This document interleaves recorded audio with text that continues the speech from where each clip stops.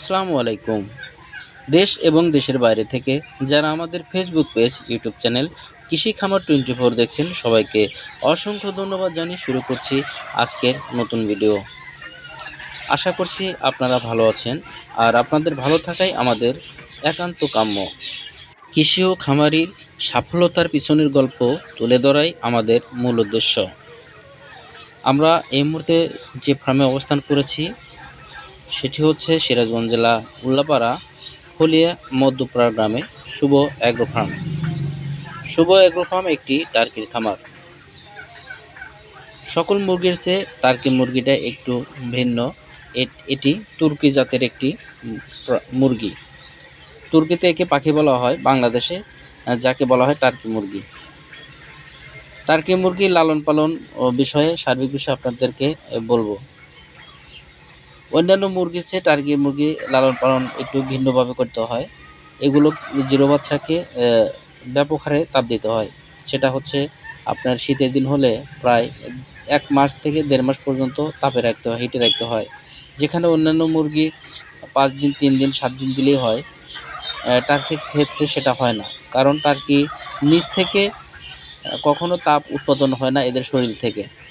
অন্যান্য মুরগি যেমন একসাথে বেশ কিছু মুরগি থাকলে তাদের গা থেকে এক ধরনের তাপ তৈরি হয়, কিন্তু টার্কি তা হয় না। সেজন্য দীর্ঘদিন তাপ দিয়ে রাখতে হয় জিরো বাচ্চাকে। আপনারা স্ক্রিনে যে মুরগিগুলো দেখতে পাচ্ছেন ময়ূরের মতো প্যাকিং মিলে আছে, এখানে বেশিরভাগ ছেলে টার্কিগুলো রয়েছে। ছেলে টার্কিগুলো সাধারণত 10 থেকে 12 কেজি ওয়েট হয়ে থাকে 7 থেকে 8 মাসে। এক কথা বলা যেতেই পারে টার্কি মুরগি একটি লাভজনক ব্যবসা। কেন নয়? 1 কেজি টার্কির দাম 500 টাকা কেজি হলে প্রায় 10 কেজি টার্কির দাম প্রায় 5,000 টাকা,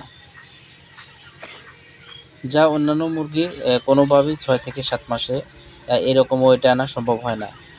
টার্কি মুরগি খাবার অন্যান্য মুরগির মতোই সাধারণভাবেই খাবার খায়, যেমন ফার্মি মুরগির চেয়ে বলা যেতে পারে যে কমই খাবার খায়। আপনার বাড়িতে পরিত্যক্ত জায়গায় 10 পিস 20 পিস আপনার প্রয়োজন অনুযায়ী বাচ্চা লালন পালন করতে পারেন। আপনাদের টার্কি মুরগির বাচ্চা পেতে শুভ অ্যাগ্রো ফার্মে স্ক্রিনে দেওয়া নাম্বারে যোগাযোগ করতে পারেন। আমরা সফলতার গল্পের পিছনের কথাগুলো তুলে ধরার চেষ্টা করি। আপনাদের খামারের ভিডিও বানাতে আমাদেরকে কল করতে পারেন। আশা করছি টার্কি মুরগি পালন করে লস হওয়ার সম্ভাবনা খুবই কম থাকে। ভালো থাকবেন সবাই। আসসালামু আলাইকুম।